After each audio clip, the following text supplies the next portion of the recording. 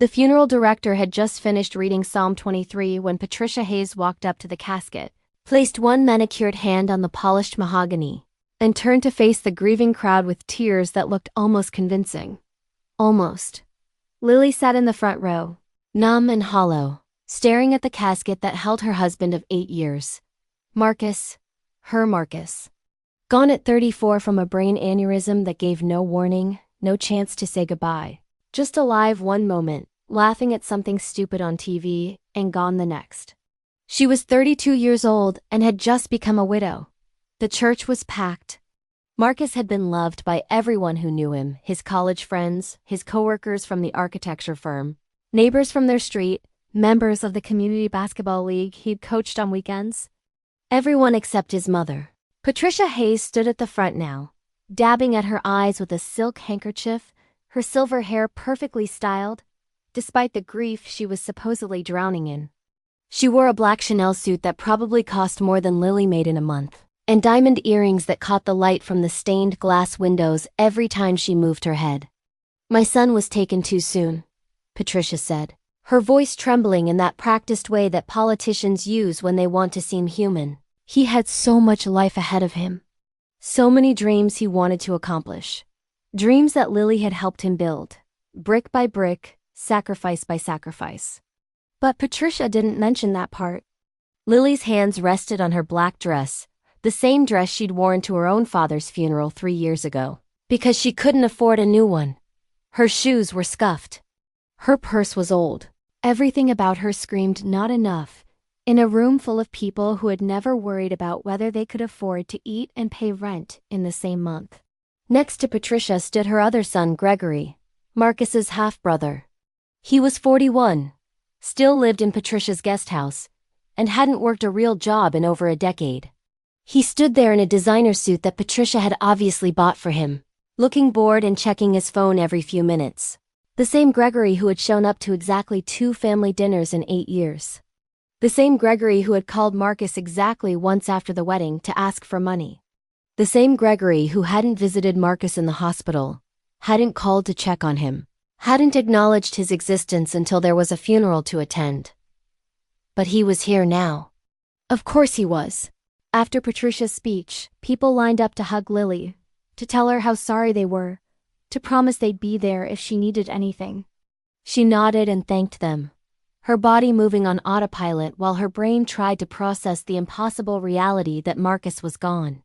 She kept waiting to wake up, kept expecting him to walk through the door with that crooked smile and tell her it was all some terrible mistake.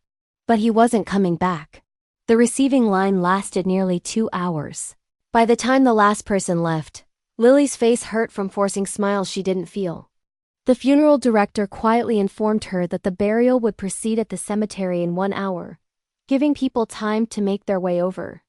Lily stood alone in the now empty church, staring at the casket one more time before they took Marcus away forever. That's when Patricia approached. No warm embrace. No comforting words. Just Patricia Hayes in her expensive suit, her face suddenly devoid of the tears she performed so beautifully for the crowd. "Lily, we need to discuss something," Patricia said, her voice cold and businesslike, as if they were in a lawyer's office instead of standing next to her dead son's casket. Lily turned slowly. "Can this wait? We're burying Marcus in an hour." "No, actually, it can't wait." Patricia reached into her designer handbag and pulled out a manila envelope. "This concerns the house. The house. Their house. The beautiful 3-bedroom craftsman on Maple Street with the wraparound porch and the garden Lily had spent 3 years cultivating. The house she and Marcus had fallen in love with the moment they saw it. The house that represented everything they'd built together. What about the house?" Lily asked, though something cold was already sliding down her spine. Patricia held out the envelope. Her perfectly manicured nails were painted a dark burgundy that looked almost black in the church's dim light. "I've sold it. The new owners take possession in 30 days. You'll need to vacate by then." For a moment, Lily's brain couldn't process the words. They didn't make sense. They were sounds without meaning, like someone speaking a foreign language she'd never heard before. "You, what?" "I sold the house." Patricia repeated, her tone suggesting Lily was being slow on purpose. Quite a good price, actually. The market's been strong. The buyers are closing in 3 weeks, but I'm giving you 30 days to find somewhere else to live. I thought that was generous. You can't sell the house, Lily said, her voice barely above a whisper. It's not your house to sell. The burial was a blur. Lily stood at the graveside watching them lower Marcus into the ground, while Patricia sobbed theatrically for the cameras. Yes, cameras. Patricia had somehow arranged for a local news crew to cover the funeral of prominent architect Marcus Hayes, turning her son's burial into a performance piece about her own grief. Gregory stood beside his mother, stone-faced and checking his Rolex every few minutes like he had somewhere more important to be. He hadn't said a single word to Lily, hadn't acknowledged her existence beyond a brief nod when he'd arrived at the church. After the burial, people returned to Patricia's estate for the reception. Her mansion in the wealthy suburb of Riverside Oaks, 5 bedrooms, 3 acres, a pool, and a tennis court that had never been used. The same house where Marcus had grown up, where Lily had never been welcome. Lily almost didn't go. But Marcus's best friend David Chen had grabbed her arm at the cemetery. You need to be there, he'd said quietly. Don't let her erase you from his life. Not today. So Lily went, driving her 12-year-old Honda Civic that sputtered and coughed the whole way, parking it at the far end of Patricia's circular driveway next to the BMWs and Mercedes and Teslas. Inside, Patricia's house looked like something from an interior design magazine. Everything white and cream and carefully curated. Lily had been inside exactly 3 times in 8 years. Marcus's graduation party, their wedding reception that Patricia had insisted on hosting only to prove how inappropriate the bride looked in her world, and one disastrous Thanksgiving. Caterers circulated with trays of food that probably cost more than Lily's monthly grocery budget.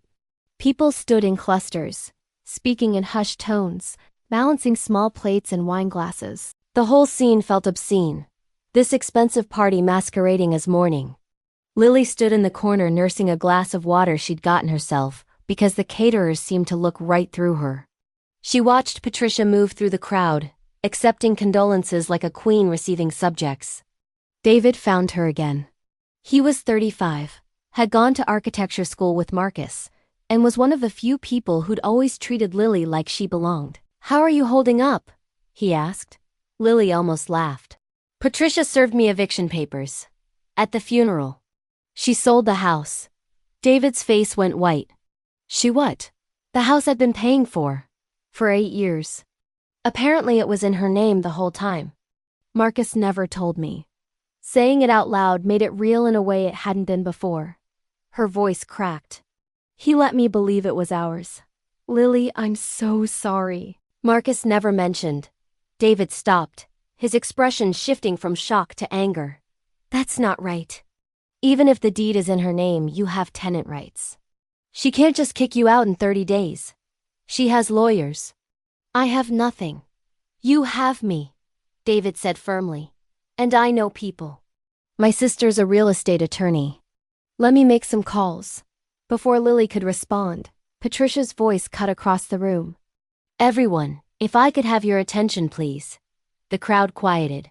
Patricia stood in the center of her living room, Gregory at her side, commanding the space like she'd commanded every space Lily had ever seen her in. I want to thank you all for being here today to honor my beloved son Marcus. Patricia's voice trembled perfectly. He was an exceptional man. Brilliant. Talented. He had such a bright future ahead of him. She paused, dabbing at her eyes. Marcus worked so hard to build his career, to establish himself in this community. And I'm proud to announce that his legacy will continue. Gregory will be taking over Marcus's position at Henderson Architecture. It's what Marcus would have wanted, keeping his work in the family. Lily felt the room tilt. Gregory? Gregory who had never worked a day in his life. Gregory who knew nothing about architecture, taking Marcus's position. David grabbed her arm, steadying her. She can't do that, he whispered. The partners would never. But as Lily looked around the room, she saw several of the senior partners from Henderson Architecture nodding along. They knew. Patricia had already arranged it. Probably donated a large sum to the firm or called in favors or done whatever rich people do to buy the outcomes they want. Marcus would be so proud, Patricia continued, to know that his brother will carry on his work. Gregory has always been so talented, so dedicated to the family legacy. It was obscene. It was revisionist history at its most blatant. Gregory had never shown interest in anything beyond spending Patricia's money and living rent-free in her guest house. But here was Patricia, rewriting reality in real time, with a room full of people nodding along because when you have enough money and enough power, you can make people believe anything. Lily wanted to scream, wanted to stand up and tell everyone the truth, that Marcus had worked 18-hour days while Gregory slept until noon. That Marcus had built his reputation through talent and dedication while Gregory had built nothing. That this entire narrative was a lie, but her voice wouldn't come. She just stood there, frozen, while Patricia erased Marcus and rewrote him as a prelude to her other son's unearned success. The reception lasted another 2 hours. Lily endured it because leaving felt like surrender, like admitting she didn't belong. But every minute was torture. Every sympathetic glance from people who then turned away. Every conversation that stopped when she approached. Every reminder that in Patricia's world, Lily was invisible at best and an intruder at worst.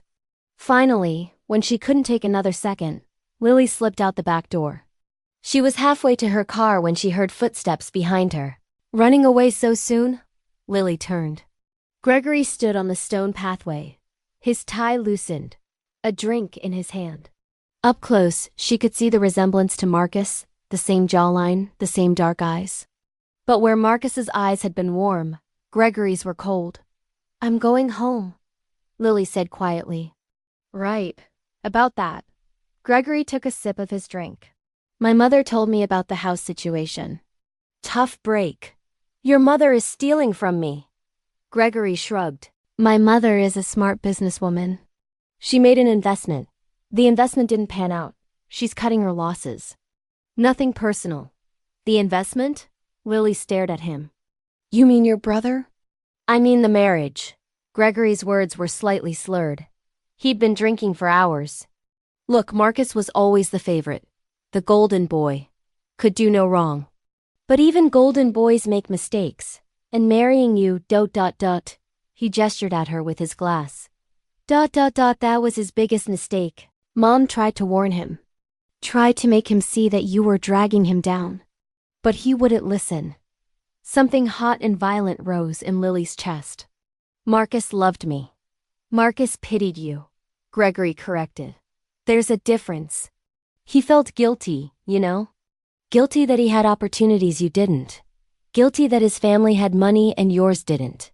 So he married you to prove he wasn't like us. To prove he was better than his racist mother and his useless brother." He leaned closer. "But you know what? He was miserable. He told me once, about a year ago. Said he felt trapped. Said he'd made a mistake but didn't know how to get out of it." "You're lying." Am I? Gregory smiled. "Think about it, Lily. In 8 years, did he ever actually put your name on anything? The house? His bank accounts? His insurance policy? Or did he keep everything separate, like he knew it wasn't permanent?" Lily felt something crack inside her, because there was a grain of truth in what Gregory was saying. She and Marcus had kept separate accounts. She'd always thought it was because they'd both been independent before marriage, because combining finances felt complicated. But what if it was something else? What if Marcus had been keeping an exit strategy? No, that wasn't Marcus. Marcus had loved her. He'd told her every day. Insurance policy, Lily said suddenly. "You mentioned his insurance policy." Gregory's smile widened. "Oh, you didn't know? Mom's the beneficiary. $500,000. Marcus never changed it after he got married. Interesting, right? Makes you wonder what he was really thinking." He walked away, leaving Lily standing alone in Patricia's driveway with a grief so mixed with rage and doubt and betrayal that she couldn't tell where one ended and the others began. Lily drove home to the house that apparently wasn't hers in a daze. Her mind kept circling back to Gregory's words. Marcus had been miserable. Marcus had felt trapped. Marcus had never put her name on anything, but that didn't make sense. Did it? She pulled into the driveway of the Craftsman house on Maple Street. Their house. The house she'd fallen in love with the moment she saw it. The house where she and Marcus had planned to raise children. The house where she'd imagined growing old together. Inside, everything was exactly as they'd left it 3 days ago before Marcus collapsed. His coffee mug still sat in the sink. His jacket still hung on the coat rack. His reading glasses were still on the end table next to his favorite chair. Lily sat on the couch and let herself cry. Really cry. Not the restrained tears she'd held back at the funeral, but deep, gasping sobs that shook her whole body. She cried for Marcus. She cried for the life they'd built. She cried for every sacrifice she'd made. And she cried because somewhere underneath the grief was a terrible, creeping doubt that maybe Gregory was right.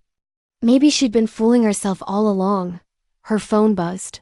A text from David. My sister wants to talk to you. Tomorrow morning, 9 a.m. Her office. I'll send you the address. Don't give up yet. Lily stared at the message for a long time. Then she got up and walked to the home office, Marcus's space, where he kept his files and paperwork. She'd never gone through his things before. It had felt like an invasion of privacy. But if there were answers, they'd be here. It took her 3 hours, but she found them. Bank statements. Investment accounts. The life insurance policy. Gregory had mentioned Patricia's name right there as beneficiary, just like he'd said. But she also found something else. Something Gregory and Patricia didn't know about. A safe deposit box key. And a handwritten note in Marcus's handwriting, dated 2 weeks before he died. Lily, if anything happens to me, box 447 at First National. Everything you need is there. I'm sorry I didn't do this sooner. I love you. Emily sat on the floor of Marcus's office holding that note, and for the first time since Patricia had served her eviction papers at the funeral, she felt something other than grief. She felt hope. Because Patricia Hayes had just made a critical mistake. She'd assumed that because Marcus had never put Lily's name on the property deed, he'd never protected her at all. But what if Marcus had protected her in a different way? What if that safe deposit box held proof of the payments Lily had made? Proof of Marcus's intentions. Proof of something that could unravel Patricia's entire scheme? Lily looked at the eviction notice sitting on Marcus's desk. 30 days to vacate. Patricia thought she'd won. Thought she'd successfully erased Lily from her son's life and claimed everything for herself and Gregory. But she'd forgotten something important. The most dangerous opponent is the one with nothing left to lose. Lily didn't sleep that night. She sat on the couch until dawn, Marcus's note clutched in her hand, watching the sunrise through the windows of a house that was supposed to be hers. At 8:30 in the morning, she was standing outside First National Bank when they unlocked the doors. The bank manager, a middle-aged woman with kind eyes, led her to the vault. I'm so sorry for your loss, she said quietly. Mr. Hayes was always such a gentleman when he came in. He came here often? Lily asked. Every few months, always alone. Always very particular about his box. The manager paused at the vault door. He added your name to the access list about 6 months ago. Said it was important that you could get in if anything happened to him. 6 months ago. Marcus had known. Somehow, he'd known he needed to protect her. The manager left Lily alone in a small private room with the safe deposit box. It was heavier than she expected. Her hands shook as she opened it. Inside wasn't what she'd imagined. No cash, no jewelry, just documents. Dozens of them, meticulously organized in labeled folders. The first folder was labeled House Mortgage Payments.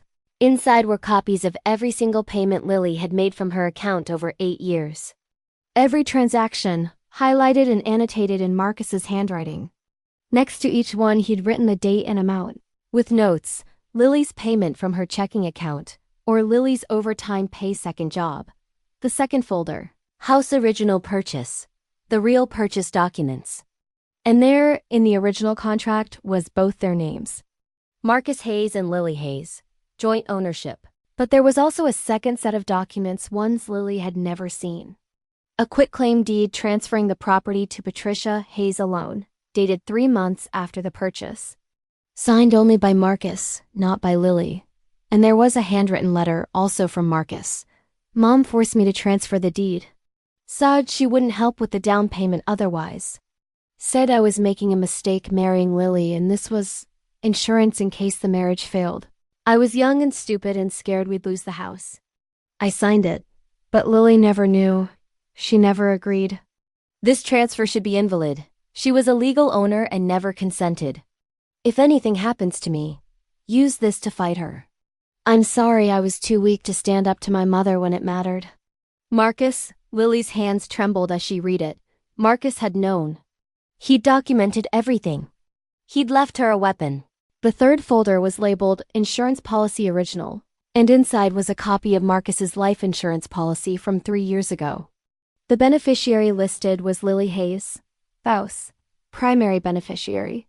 But there was also a newer document, a beneficiary change form dated 8 months ago, switching the beneficiary to Patricia Hayes, except this form had something the bank copy didn't have, a sticky note in Marcus's handwriting. I didn't sign this. Mom forged my signature, compared to any real signature of mine. The Marcus is wrong. She always makes it too looped. I found this in her office last Christmas when I was looking for wrapping paper. Made a copy. Kept it just in case. Lily stared at the document. Forgery. Patricia had committed insurance fraud. The fourth folder contained text messages. Printed screenshots going back years. Messages between Marcus and his mother. Messages that showed a pattern of manipulation, control, and outright racism. Patricia to Marcus. You're throwing your life away on that girl. She's not our kind of people. Patricia to Marcus. I spoke to the Johnson's daughter. She'd be perfect for you. Went to Yale. Family has old money. Someone who could actually help your career instead of dragging you down. Patricia to Marcus. If you insist on staying married to her, fine. But don't expect me to pretend she's family. I won't embarrass myself. And Marcus's response is weak at first, then gradually stronger. The final message was from 2 weeks before he died. Mom, I'm done. Lily is my wife. She's the best thing that ever happened to me. I'm fixing the house situation. If you can't respect her, then we're done. I mean, at this time, there were more documents. Bank statements showing that the mortgage payments came from Lily's account. Canceled checks. Money transfer records. Email exchanges between Marcus and his attorney messages showing Marcus had been planning to transfer the house back into both their names, that he'd started the legal process just days before he died. Marcus had been trying to fix his mistakes. He'd been trying to protect her. He just ran out of time. Lily sat in that small bank room surrounded by evidence of Patricia's cruelty and Marcus's desperate attempts to make things right, and she felt something shift inside her chest. The grief was still there, it would always be there, but now it was joined by something else. Purpose. At 9 o'clock, Lily walked into the law offices of Chen and Associates. David's sister, Jennifer Chen, was 38, sharp-eyed, and had a reputation for destroying opponents in court. David told me what happened, Jennifer said, gesturing for Lily to sit. I'm sorry for your loss. And I'm sorry you're dealing with this nightmare. Lily placed the folders on Jennifer's desk. I found these in a safe deposit box Marcus left for me. Jennifer spent 45 minutes reviewing every document. When she finally looked up, her expression had transformed from sympathetic to predatory. This is gold. Absolute gold. Patricia Hayes doesn't just owe you the house, she's committed multiple crimes. Forgery. Fraud. Possibly theft. Can we stop the eviction? We can do better than that. Jennifer leaned forward. We can take everything. The house. The insurance money. And we can make sure she faces criminal charges. But Lily, this is going to get ugly. Patricia has money and connections. She fight dirty. Good, Lily said quietly. So will I, Jennifer smiled. It wasn't a nice smile. Then let's get started. Over the next 2 weeks, Lily and Jennifer built an airtight case. They filed an emergency injunction to stop the eviction. They reported the insurance fraud to the state insurance commissioner. They gathered additional evidence testimony from Marcus's coworkers about how devoted he was to Lily. Records from neighbors about improvements Lily had made to the house. Proof of every bill she'd paid. David helped too, connecting Lily with Marcus's colleagues who'd witnessed Patricia's treatment of her over the years. People came forward with stories. Patricia making racist comments at company parties. Patricia excluding Lily from family photos. Patricia telling people Marcus's marriage was temporary, and he'd come to his senses eventually. But Patricia wasn't sitting idle either. 3 days after Lily filed the injunction, Patricia's lawyers filed a counter-motion claiming Lily had been merely a tenant and had no legal standing. They produced rental agreements that Lily had never seen before, with a forged signature that was supposed to be hers. "She's panicking," Jennifer said, reviewing the fake documents. "This is sloppy, desperate. She's making mistakes." Then Patricia escalated. She filed a complaint with the police claiming Lily had stolen items from the house, specifically valuable antiques that Patricia said she'd loaned to Marcus. She provided photographs of the items in Lily's house as evidence. The items in question were a lamp and a side table that Marcus and Lily had bought together at an estate sale 5 years ago. Lily had the receipts, but it meant dealing with police officers showing up at her door, questioning her like a criminal. Patricia was trying to paint Lily as a thief, a liar, a gold digger who'd manipulated her son, and was now trying to steal from his grieving mother. The local news picked up the story. Widow and mother-in-law in bitter legal battle. The articles were carefully written to seem neutral, but the framing was clear: wealthy, respectable Patricia Hayes versus young widow of suspicious character. Lily couldn't go to the grocery store without people staring. Couldn't check her phone without seeing vicious comments on social media from people who didn't know her, calling her a leech, a scammer, worse. One night, someone spray-painted thief on her garage door. Another night, her tires were slashed. "This is what Patricia does," Jennifer explained. "She can't win on the facts, so she's trying to break you emotionally. She wants you to give up and disappear." But Lily didn't give up. Instead, she documented everything. Every threat. Every act of vandalism. Every comment Patricia's supporters made online. All of it went into the growing case file. And then, 3 weeks after the funeral, Lily received a call from someone unexpected. "Is this Lily Hayes?" "Yes. My name is Diane Morrison. I was Marcus's father's sister." His aunt. Lily had never heard Marcus mention an aunt. "I didn't know Marcus had an aunt." "Patricia made sure you didn't. She cut off my side of the family years ago after my brother Marcus's father died. But I've been following the news. And I have something you need to see." They met at a coffee shop the next morning. Diane was in her 60s, with kind eyes that reminded Lily painfully of Marcus. "My brother died when Marcus was 12, Diane explained. "Brain aneurysm. Same thing that took Marcus." Her voice cracked. "It runs in the family." "My brother knew the risk. He made sure his affairs were in order before it happened." "Why didn't Patricia tell Marcus about the risk?" "Because she's Patricia." Diane's expression hardened. "She pretends anything unpleasant doesn't exist. But that's not why I called you. When my brother died, he left everything to Marcus, his share of the family business, his investments, his property. It should have gone into a trust for Marcus to inherit at 25. Should have? Patricia was the trustee. She was supposed to protect those assets until Marcus came of age. Instead, she liquidated everything and kept the money. Claimed it was to raise Marcus properly and maintain their lifestyle. By the time Marcus turned 25, there was nothing left. She'd stolen his entire inheritance. Lily stared at her. "Did Marcus know?" "I tried to tell him when he turned 18. Patricia convinced him I was lying, that I was just bitter about being cut out of my brother's will. She's very good at making people doubt reality." Diane pushed a thick envelope across the table. "But I kept records. 23 years of records. Bank statements, legal documents. Proof of every cent she stole. I didn't know what to do with them until I saw you on the news and realized you were fighting back." Lily opened the envelope. Inside were documents showing Patricia had stolen over $2 million from Marcus's inheritance. Money that should have been his. Money that would have changed everything. "Why are you giving this to me?" "Because Marcus was my nephew and I loved him." Because Patricia destroyed my relationship with him through lies.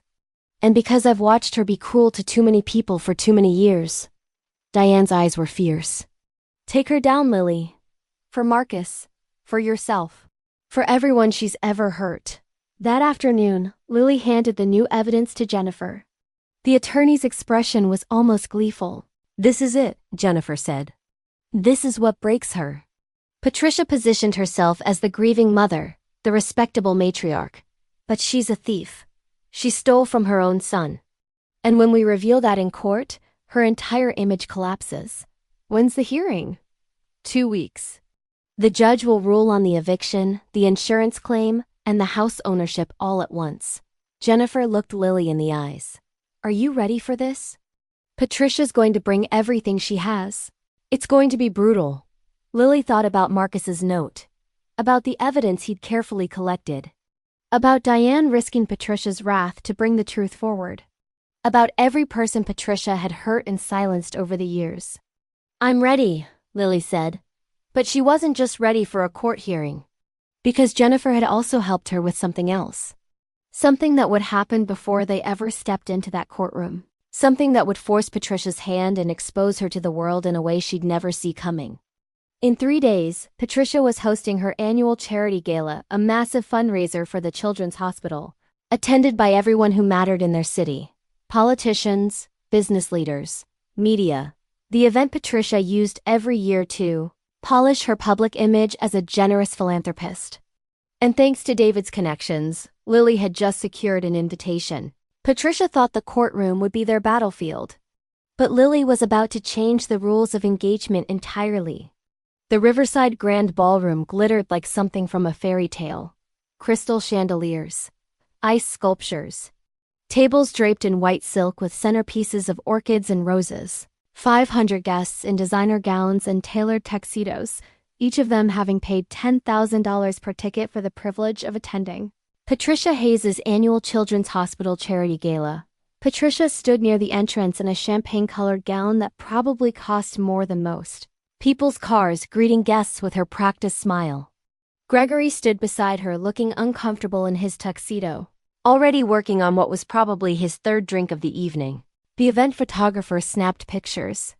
A local news crew filmed B-roll for the Society page segment. Everything was perfect. Everything was controlled.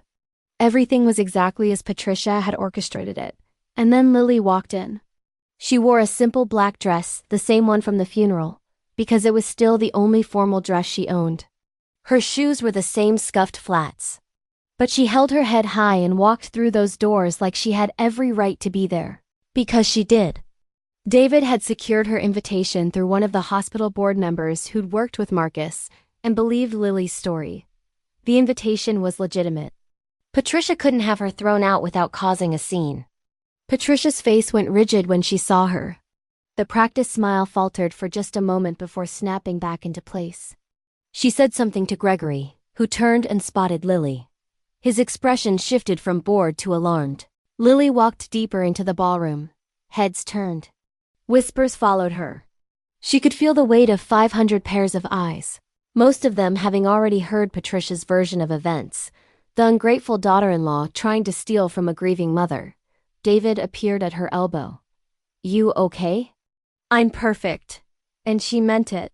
Because tonight wasn't about being liked. It wasn't about fitting into Patricia's world. It was about truth. Jennifer Chen was already positioned near the audiovisual booth at the back of the ballroom, laptop ready. Diane Morrison sat at a table near the front, her presence unnoticed by Patricia, who hadn't seen her former sister-in-law in over 2 decades. Everything was in place. The gala proceeded according to Patricia's careful schedule. Cocktail hour. Dinner. Speeches from hospital administrators thanking Patricia for her generous support and unwavering commitment to children's health. A video montage showing all the good work the hospital did, made possible by donors like the Hayes family. Patricia glowed under the attention. She gave a speech about Marcus, about how he'd shared her passion for helping others, about how his memory would live on through the new pediatric wing being named in his honor. The Marcus Hayes Memorial Wing, funded by $1 million donation from his estate. A estate that should have gone to Lily. a state that Patricia had seized through forged documents and manipulation. "It's what my son would have wanted," Patricia said into the microphone, her voice trembling with practiced emotion. "To help children, to give back to the community, to leave a legacy of compassion and generosity." The crowd applauded. Patricia dabbed at her eyes.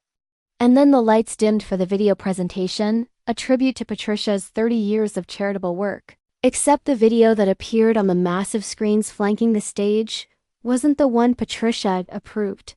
Instead, the screens showed a document. Marcus's handwritten letter from the safe deposit box, blown up large enough for everyone to read. "Mom forced me to transfer the deed. Said she wouldn't help with the down payment otherwise. Said I was making a mistake marrying Lily and this was insurance in case the marriage failed. I was young and stupid and scared we'd lose the house. I signed it. But Lily never knew. She never agreed. This transfer should be invalid. She was a legal owner and never consented. If anything happens to me, use this to fight her. I'm sorry I was too weak to stand up to my mother when it mattered." Marcus, the ballroom went silent. Patricia turned to look at the screens, her face draining of color. She spun toward the AV booth. "Turn it off! Turn it off right now!" But the screens kept playing. Now they showed the forged insurance beneficiary form, side by side with Marcus's real signature from other documents. The differences were obvious once you looked. The looped M, the wrong slant on the H. "That's forgery!" a voice called out. Diane Morrison stood up from her table. "Insurance fraud. I'm Marcus Hayes' aunt, and I've watched Patricia steal from her own family for over 20 years. The screens changed again. Now showing bank statements. Patricia's accounts. Transfers from Marcus's trust fund when he was a child. $2 million liquidated and deposited into Patricia's personal accounts over a period of 8 years. She stole Marcus's inheritance," Diane continued, her voice carrying across the silent ballroom. "Money his father left for him. Money that should have secured his future. She took everything and told him the trust was empty. She's been lying for decades." Patricia's mouth opened and closed, but no sound came out. She looked desperately at Gregory, who'd gone pale and taken a step away from his mother like he didn't want to be associated with what was happening. The screen switched to text messages. Patricia's messages to Marcus. "Racist, cruel, manipulative. She's not our kind of people. That girl is dragging you down. I won't embarrass myself pretending she's family." 500 guests watched in horror. The news crew was still filming. This wasn't the society page footage they'd planned on, but it was certainly newsworthy. And then Lily walked forward. She'd been standing in the back, but now she moved through the crowd toward the stage. People parted for her. Patricia watched her approach with an expression somewhere between rage and panic. Lily took the microphone from the stand. Her hand was steady. "My name is Lily Hayes," she said, her voice clear and calm. 31 days ago, Patricia Hayes served me eviction papers at my husband's funeral. She sold the house I'd been paying for from my own account, with my own money for 8 years. She did this while I was standing next to my husband's casket. Gasps rippled through the crowd. A woman at a nearby table actually stood up and walked out, as if she couldn't bear to be associated with Patricia for one more second. "She thought I was nobody," Lily continued. "Thought I was poor and powerless and would just disappear quietly. She thought grief would make me weak. That I'd accept being erased from Marcus's life because I didn't have the resources to fight back." Lily paused, looking directly at Patricia. She was wrong. The screens changed again, now showing every mortgage payment Lily had made. 8 years of payments, highlighted and documented. Proof of ownership. Proof of her investment. Proof that Patricia had stolen a house that Lily had paid for. "Marcus left me evidence," Lily said. "He documented everything because he knew what his mother was capable of. He tried to fix things before he died. He didn't have enough time. But he gave me the tools to finish what he started." She turned to face the crowd. "Patricia Hayes isn't a philanthropist. She's a thief. She stole from her own son. She stole from me. She forged legal documents. She committed insurance fraud. And she thought holding a charity gala and donating stolen money would make her look like a good person. The hospital administrator who'd spoken earlier stood up, his face red. Mrs. Hayes, if these allegations are true. They're not allegations, Jennifer Chen called out, standing near the AV booth. They're documented facts, with court dates scheduled. I'm Lily Hayes' attorney, and every document you've seen tonight will be submitted as evidence in our case, along with criminal complaints for fraud and forgery. Patricia finally found her voice. This is slander. This is a coordinated attack by a bitter, jealous woman who has bank records, Lily interrupted. And forged documents with your handwriting, and text messages, and testimony from your former sister-in-law, and police reports documenting the harassment you've orchestrated against me, including the vandalism, including the death threats I've received from your supporters. She held up her phone. All documented. All time-stamped. All traceable back to people in your social circle who thought they were helping you. Patricia's lawyer, an expensive-looking man in his 60s, was suddenly standing and making his way toward the exit. Several of Patricia's close friends followed. Rats abandoning a sinking ship. You want to know the worst part?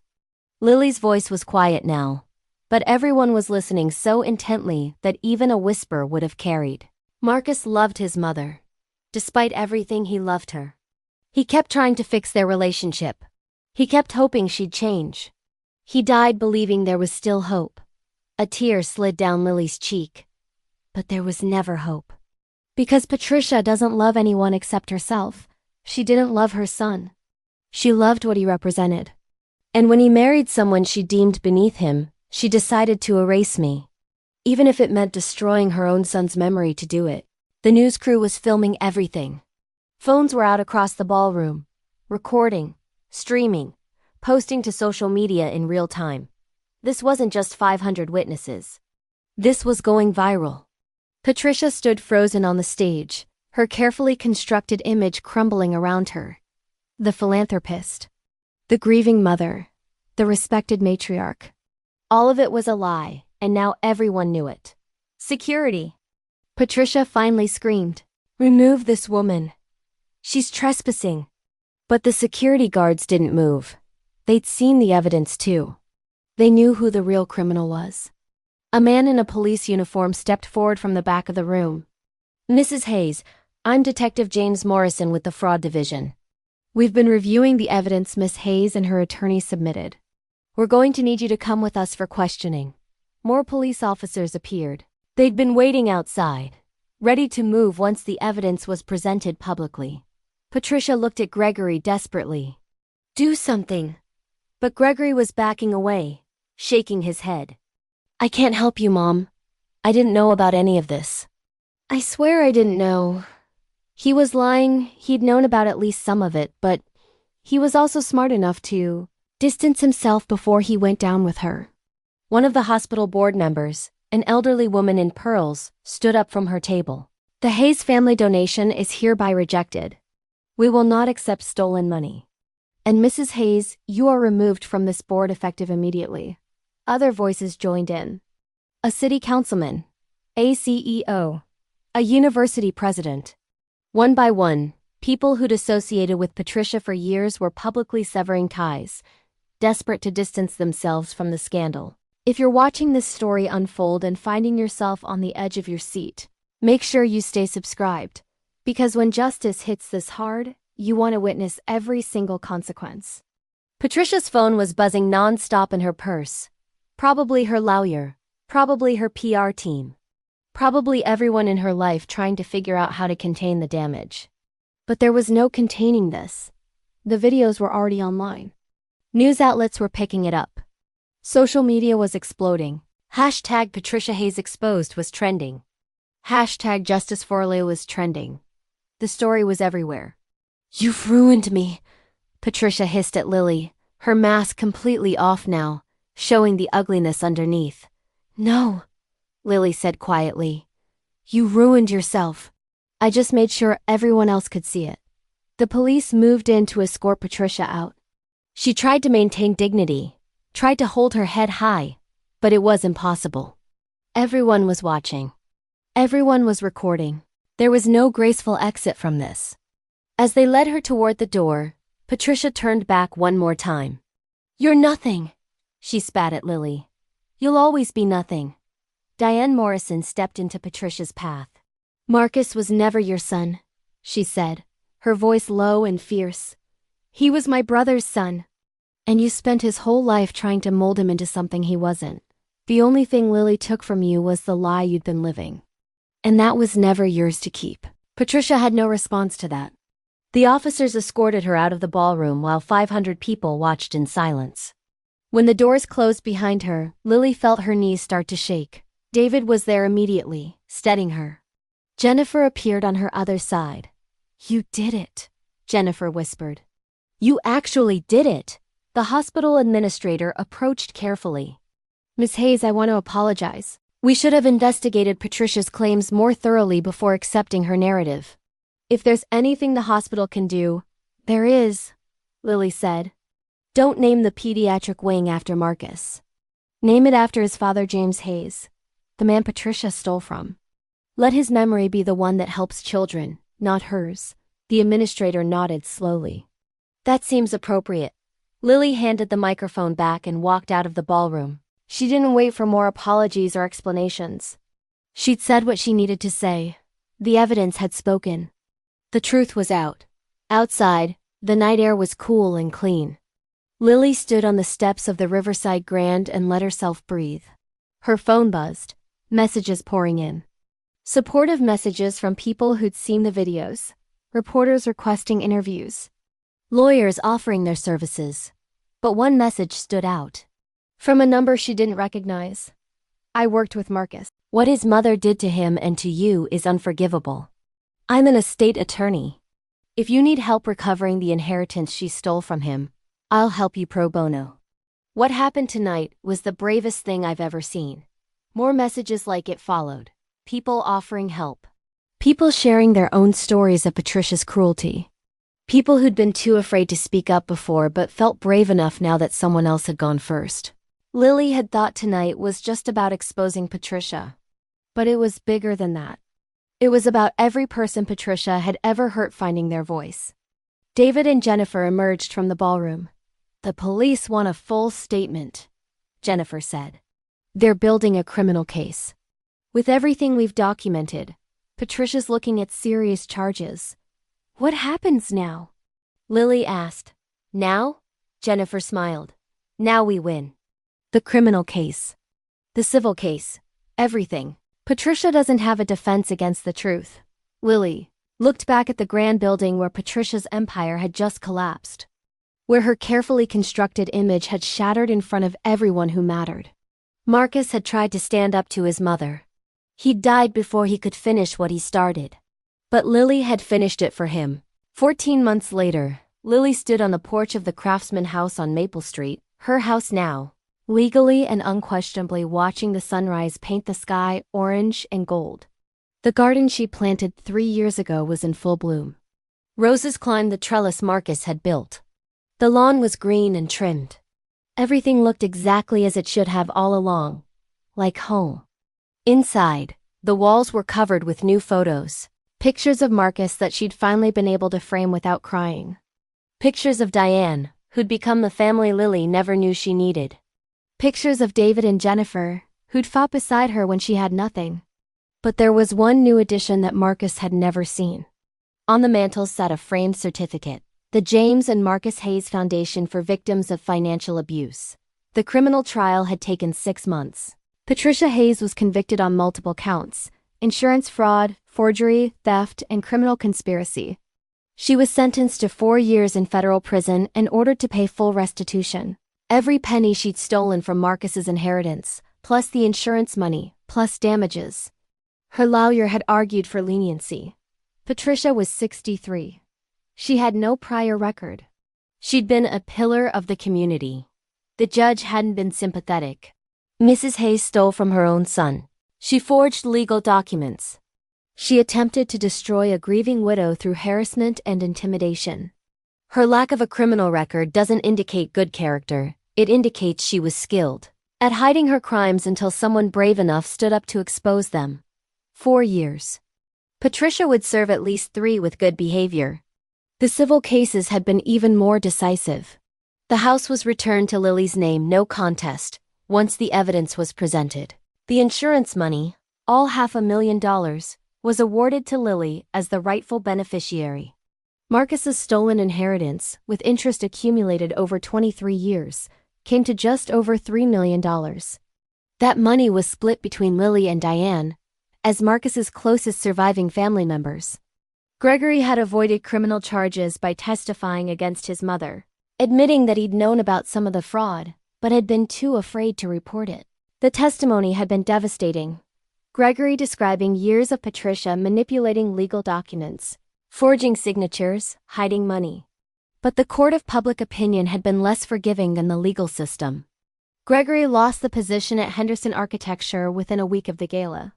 Lost his place in Patricia's guest house when it was seized as part of her restitution. Last Lily had heard, he was living in a studio apartment 3 states away, working in sales, trying to rebuild a life under a name that would forever be associated with his mother's crimes. She almost felt sorry for him. Almost. The real victory hadn't been the money or the house or even seeing Patricia led away in handcuffs. It had been watching the system actually work, watching justice happen, watching powerful people face consequences for once. But it had also revealed something darker. How many people had known or suspected and said nothing. Patricia's lawyer who'd filed obviously fraudulent documents. The insurance company that had processed a forged beneficiary change without proper verification. The people at parties who'd heard Patricia's racist comments and just smiled uncomfortably and moved on. That's why Lily had started the foundation. The James and Marcus Hayes Foundation provided legal assistance, financial counseling, and support services for people trapped in situations like hers, people being abused or defrauded by family members who used wealth and connections as weapons. People who couldn't afford lawyers. People who were told to keep it in the family or not make waves.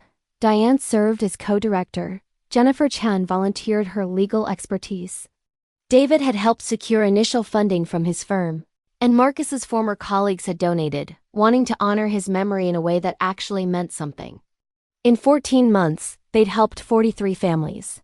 43 people who'd been told they were powerless, who'd been stolen from or abused or erased, who'd found the courage to fight back because they'd seen Lily do it first. There was Maria, whose ex-husband had hidden assets during their divorce and left her with nothing. The foundation's attorneys had tracked down offshore accounts and gotten her what she was owed.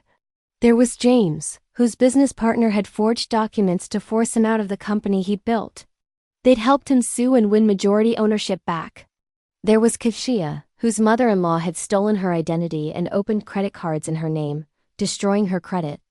They'd helped her press charges and rebuild. 43 families. 43 victories. Not all as dramatic as Lily's, but each one mattering desperately to the person living through it.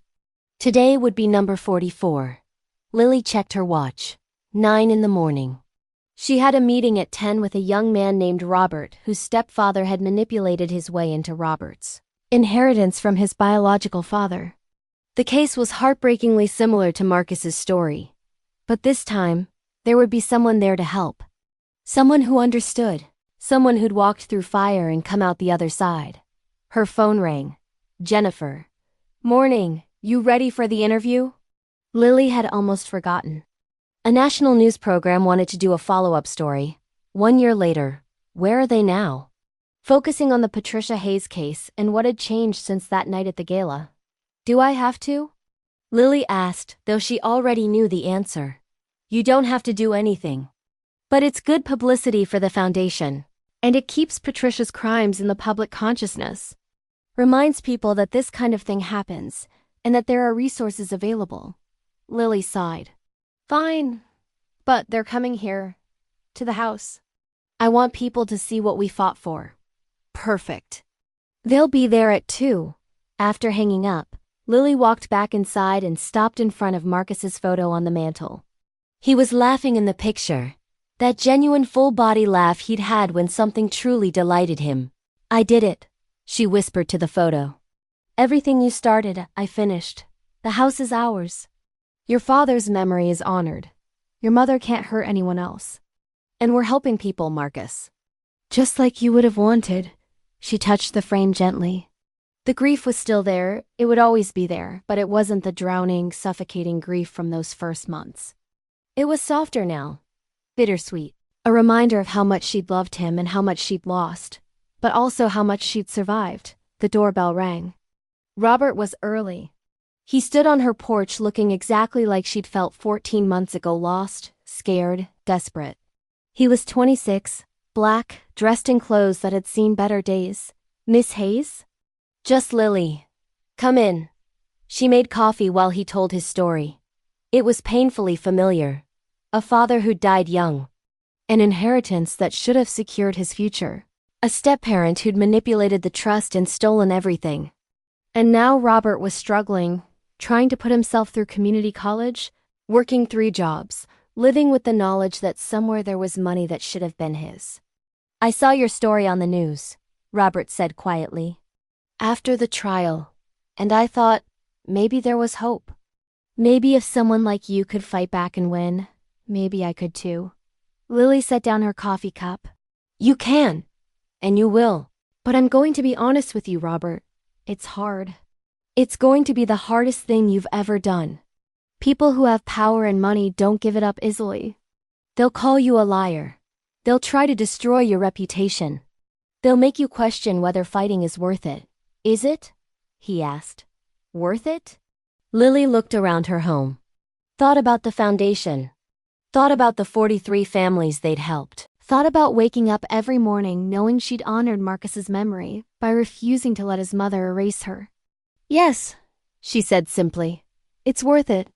Because the alternative is letting them win. Letting them convince you that you're powerless. That you should accept injustice because fighting back is too hard. She leaned forward. But here's what they don't understand. The people they've hurt, the people they've stolen from, the people they think are beneath them. We're not weak. We're stronger than they'll ever be. Because we've survived things they can't imagine. And when we decide to fight back, we have nothing left to lose and everything to gain. Robert nodded slowly. How do we start?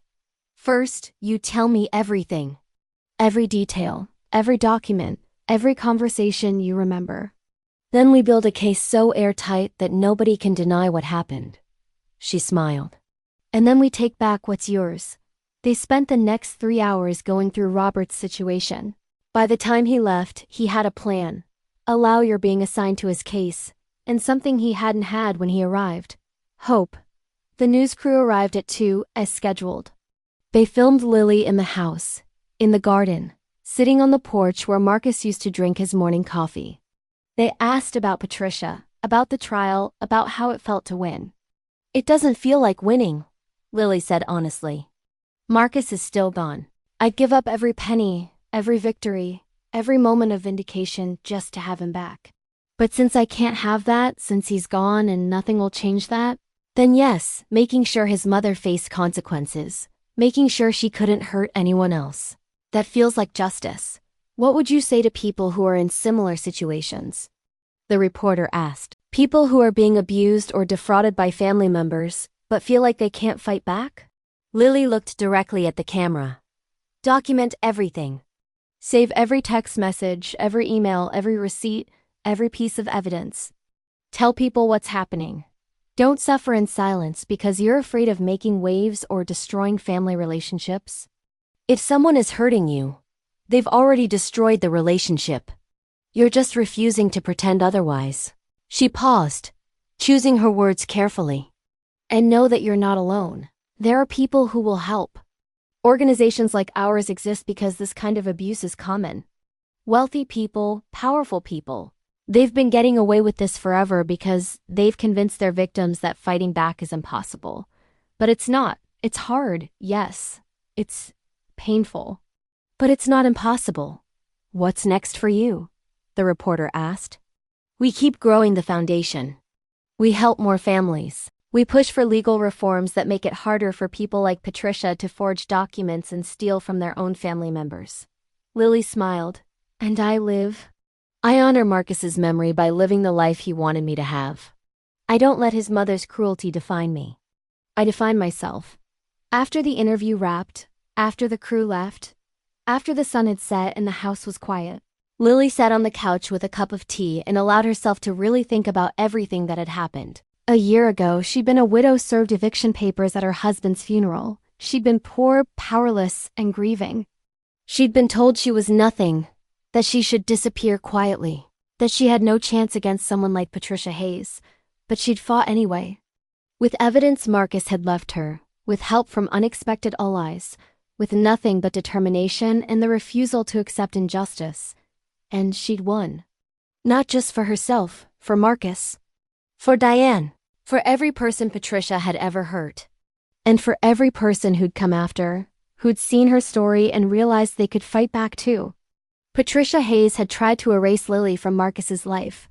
Instead, she'd created someone far more powerful than she could have imagined. A woman who'd turned grief into purpose, who'd transformed vulnerability into strength, who'd built something lasting from the ashes of everything she'd lost. The house on Maple Street no longer felt haunted by loss. It felt alive with possibility. Lily's phone buzzed. A message from Maria, one of the families they'd helped 6 months ago. Just wanted to let you know, got my settlement today.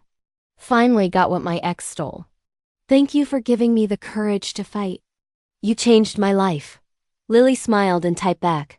You changed your own life. I just showed you it was possible. And that was the truth of it. Patricia had thought power came from money, from connections, from the ability to manipulate and control. But real power, the kind that actually changed things, came from standing up when it would be easier to stay down. From telling the truth when lying would be safer. From fighting for what was right even when winning seemed impossible. Marcus had tried to protect her with that safe deposit box. He'd given her the tools she needed. But Lily had done the hard part. She'd stood up in front of 500 people and exposed the truth. She'd endured the trial, the publicity, the harassment. She'd turned her pain into something that helped others. That was her victory. Not the house or the money or seeing Patricia in handcuffs, though all of that had been satisfying. The real victory was refusing to be erased, refusing to be silenced, refusing to accept that people like Patricia Hayes could do whatever they wanted without consequences. And now, every time she helped another family fight back, every time she saw someone find their courage, every time the foundation sent out another lawyer to help someone reclaim what had been stolen from them, she was proving that justice wasn't just for people with money and power. It was for everyone willing to fight for it. As Lily turned off the lights and headed upstairs to bed, she passed Marcus's photo one more time. Thank you, she whispered, for loving me, for trying to protect me, for giving me what I needed to finish this. She could almost hear his response. That gentle voice that had told her 1,000 times she was stronger than she knew. You did this yourself, Lily. You were always strong enough. You just needed a reason to show it, and she had. Because sometimes the worst thing that can happen to you becomes the catalyst for becoming someone you never imagined you could be. Sometimes having everything taken away reveals what you're truly capable of fighting for. Patricia Hayes had tried to destroy Lily at her lowest moment. Instead, she created something she could never control. A woman who refused to stay down, who turned pain into purpose, and who would spend the rest of her life making sure no one else had to face that kind of cruelty alone. If this story moved you, if you've ever felt powerless against someone with more money or connections or influence, remember that documentation and determination can level any playing field. And hit that subscribe button so you'll be here when we share more stories of ordinary people who refused to accept injustice and changed everything.